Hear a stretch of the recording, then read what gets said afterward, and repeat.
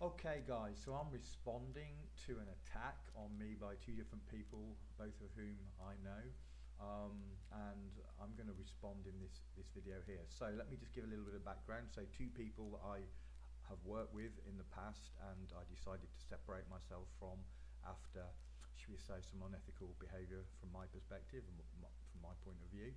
So I separated. Well, there's been antagonism ever since. Well, they both went to a company called Make Wellness and they have been promoting their products since. And one of the things that I've not liked is that they've targeted my audience with their products, and I don't think their products are very good. And so I did a post where I basically explained that, I didn't think that the Make Wellness products were very good, and why. Well, obviously, based on what's happened, they were not happy, and they've both done a post, I think today, I don't know, somebody sent me them, but they've both done a post attacking me, not really my argument, but me. So we're going to have a little look at what they've said, and I'm going to respond to what they've said. Okay, so the first person I'm going to be looking at is Candy Clayton. This was her pretty long post where she starts off quoting me. Slight misquote because, well, we'll see. So I'm going to read my quote that she's fairly accurately quoted till the end. So if you eat sufficient protein or supplement with protein amino acids, then you'll have zero need of supplementing with peptides because your body will make the exact peptides you need. And then it says, and then called it another marketing fad, all in speech marks, which that's her comment. That last bit is her comment. I did call it a marketing fad in another sentence, but she's added some words in and included it into the one sentence. I'll forgive her for that. It's just an oversight, I'm sure.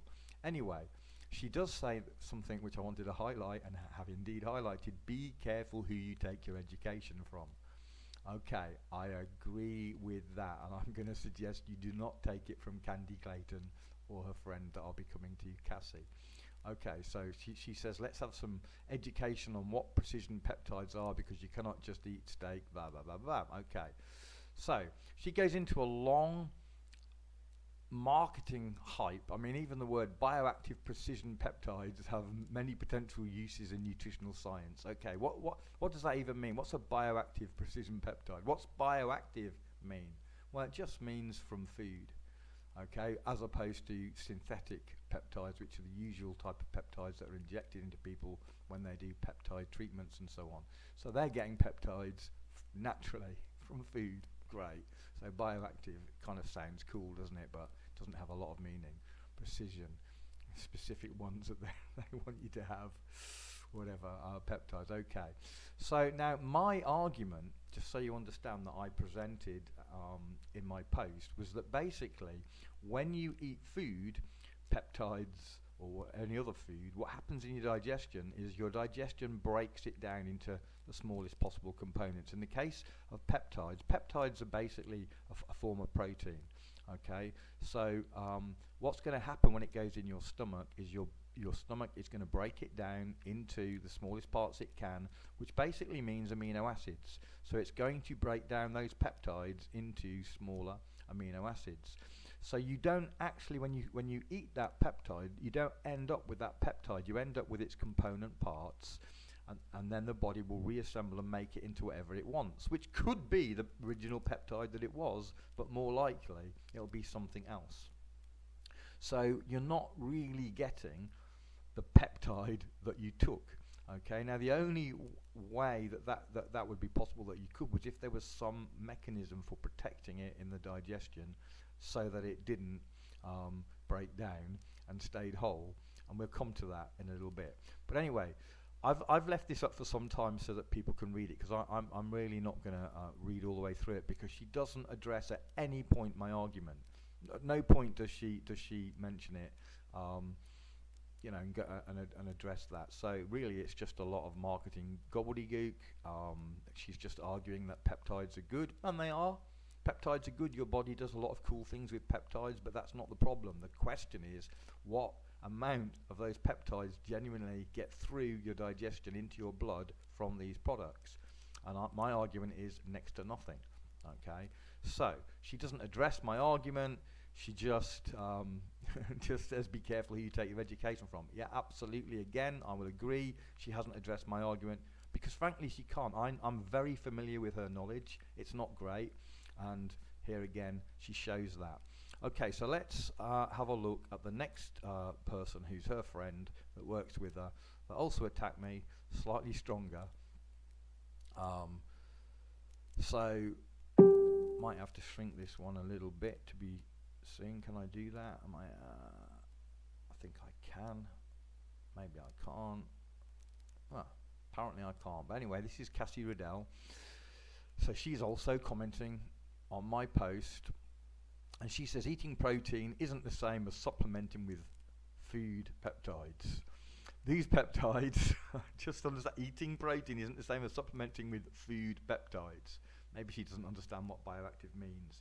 These peptides are specifically designed, I wonder who designed them, God maybe, for absorption using, okay, at least she's giving an argument here, using enzymatic hydrolysis to navigate the GI tract and enter the bloodstream efficiently. Okay, so that's a little argument there which I will come to. Unlike general protein or amino acids, they deliver targeted signals to the body, binding to receptors, triggering precise functions, and then exiting. Sounds wonderful. This is backed by human clinical trials showing their bioavailability and effectiveness for long-term health. I'm going to be coming to their trial, the trial that I assume she's talking about. This is why it's important to listen to the professionals and the biochemists, not just quacks who call themselves holistic practitioners. And you can't see the bottom bit, but and the rest of it is, and get all their knowledge from Google. Well, that's funny because she came to me as her mentor some time ago. She didn't have that position then, but now she's sold on this. So I'm suddenly a quack, and apparently I get my knowledge from Google. I do get a lot of information from Google. It's not entirely untrue, but no, that's not where I get. In fact, oh well, let's not even go there. All right, so that's the attacks of the two people on this, and again their argument then is that these peptides somehow, they've given no evidence, but somehow are getting through the GI tract and able to do their job. Okay, so let's move on to the next point. Okay, so what I'd like to do is just have a quick look behind the scenes and see where these products have come from, because it's not from Make Wellness. So all Make Wellness have done is partnered with Neuritus. So Neuritus is really the company behind all the products. And we see a couple of links here between Neuritus and Make Wellness. Neuritus and Make Wellness. So exactly who are Neuritus? So let's have a little look. So this is Neuritus, and I'm just going to scroll down a little bit, and you're going to see it's an AI-based biotech peptide discovery company. That's what they call themselves. Okay, and if we come down a little bit more, you're going to see Neuritus has collaborated with a whole bunch of corporations, including Nestle and Mars. Okay, so they're very linked in with the corporations, which is interesting. And I'm going to come down a little bit more. Interesting comment from the founder of Neuritus, who says there's a massive link between the health epidemic and health crisis we have and the type of products that are produced and consumed every day, and it's really linked directly to the ingredients that are in those products. A lot of the ingredients are 70 to 100 years old. They've not been invented for consumers of today. Well, that's a really interesting comment, because their products are peptides that come from food. They're not inventing any new ingredients. All they're trying to do is deliver those ingredients, and by removing them first from food. But take that how you want, inventing new ingredients. Do we even want new invented ingredients for food? We're having enough of that, I think, with Bill Gates and others who are doing that kind of stuff using AI. I don't know. So here we see another company, Pharmavite, which is a California-based company that manufactures vitamins, supplements and minerals, and Pharmavite works with Neuritis, right, an Irish company, to discover and commercialize bioactive peptide networks. So this is not something exclusive to Make Wellness, okay? the big corporations and pharma are involved in all of this stuff. So Neuritis uses artificial intelligence to analyze and identify peptides. All right, there are no new peptides. That's just what you get in the food. So Pharmavite uses their science-based capabilities to formulate the peptides into consumer dose forms. And Pharmavite conducts clinical trials and so on and so on. So Pharmavite's other products include Nature Made, Megafood, and a few others, but those two in particular, I think many of my audience will certainly recognize those two products, which used to be good products and are now owned by people that we might not trust as much as the original owners. So, since they're so into AI, I thought it would be fun to include AI, asking AI some questions about their peptides. So I, as far as I'm concerned, and I think all science, peptides are going to be broken down. So I asked the question, if bioactive precision peptides are taken orally, and I went on to ask, would they be broken down in the stomach in the normal way into amino acids? So AI answered, yes, that's correct. Most peptides, including bioactive precision peptides, face significant challenges with oral administration because, and then it starts to get into the reasons, digestive enzymes in the stomach and small intestine will break them down into amino acids and smaller peptide fragments. The gastrointestinal environment is harsh and can degrade the peptides. And even if some of the peptides survive digestion, they face difficulty crossing the intestinal wall intact. This is why therapeutic peptides are typically administered through routes that bypass the digestive system, such as subcutaneous injection, intramuscular injection, and so on. There's a bunch of things that they do. Okay, which is exactly my point. So it looks like AI is in agreement with me that the peptides will be broken down into amino acids, and therefore you're not going to get what you think you're getting when you spend quite a lot of money on your products from Make Wellness. However, there was a claim from Cassie, and they are using in Make Wellness a bunch of studies that come from Neuritas.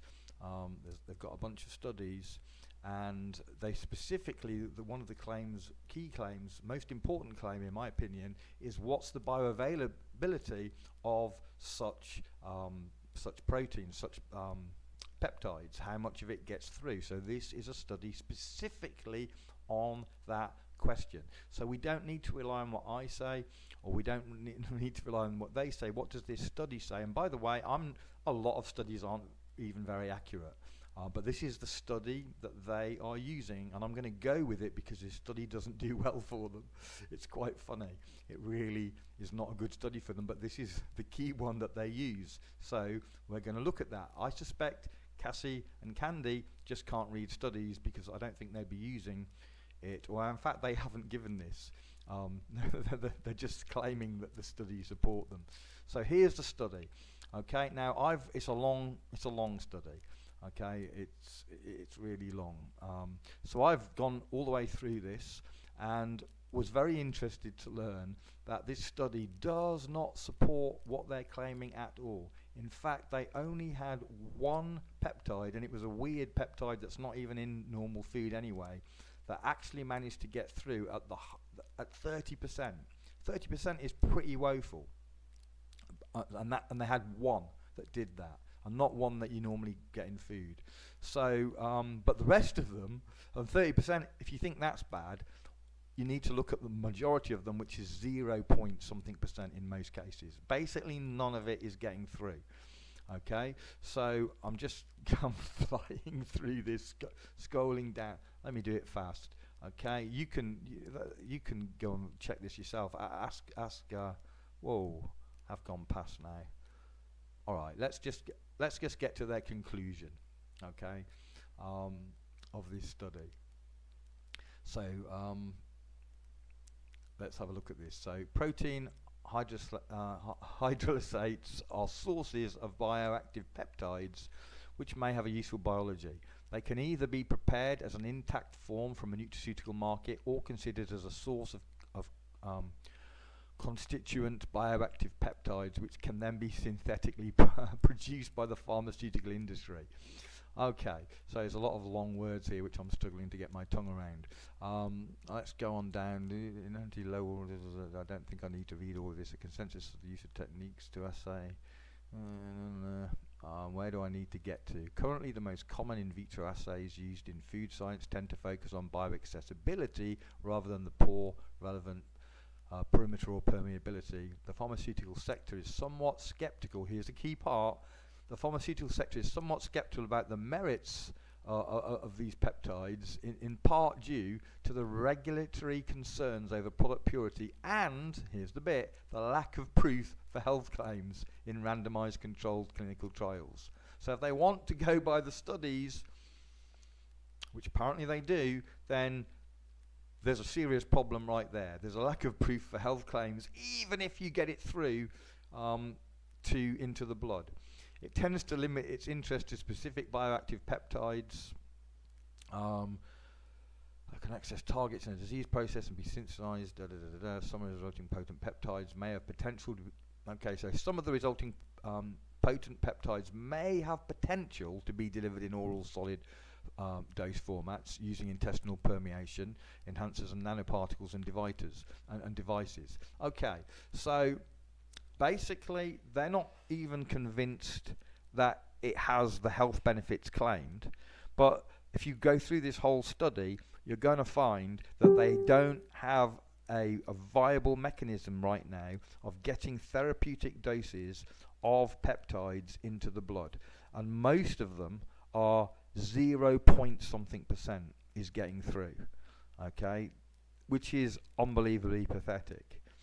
So going back to my point and my argument, which wasn't addressed by Candy at all and was just a vague claim made by Cassie that they're getting it through with hydrolyzed enzymes. No, they're not, because the study that's been done on that shows it to really an abject failure, complete failure, like 0 point something % with one of them only, one single peptide that's not even a normal peptide, some weird, I'd never heard of the peptide, can't remember what it's called off the top of my head, I've never heard of it, but it's not in food, it was isolated from some fungus or something.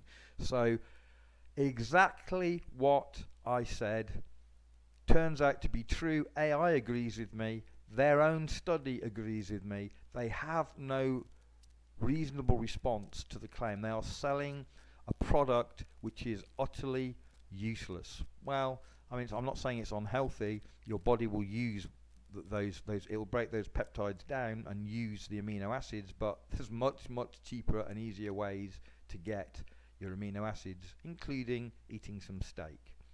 So I'm curious what they're going to say, but I know one thing, they will not address these arguments. Maybe they'll do more personal attacks or something, but they don't have any real answers. And going back to Candy's point, be careful who you get your education from. Candy Clayton is certainly not someone that I would want my education from. Cassie even more so.